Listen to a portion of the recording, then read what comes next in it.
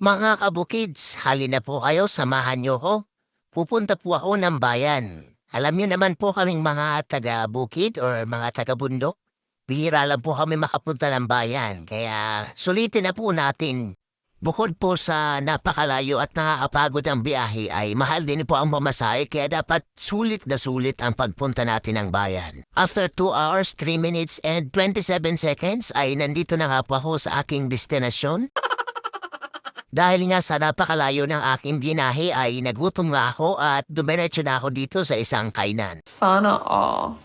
Napakaganda at napakaaliwalas at napakalawak po nitong restaurant na to mga kabukids.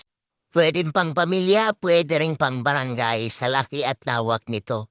So tinanong ko nga yung isang waiter kung sino yung may-ari nito so hindi nila daw pwedeng sabihin. Hihingi lang naman sana ako ng 20% discount at para sa mga senior citizen. Kaso hindi sila naniwala, mukha lang daw akong 59 So yun, walang discount.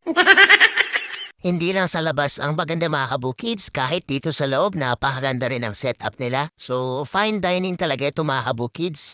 At dahil napakainit nga at uhaw na uhaw ako mga kabukids, kaya nag-order ako ng isang avocado shake. Napakabilis ng serving time nila dito mga kabukids, parang 15 minutes and 1 second lang. Ang galing! Ang galing! Tapos yung kain time ko ay 2 minutes and 3 seconds lang.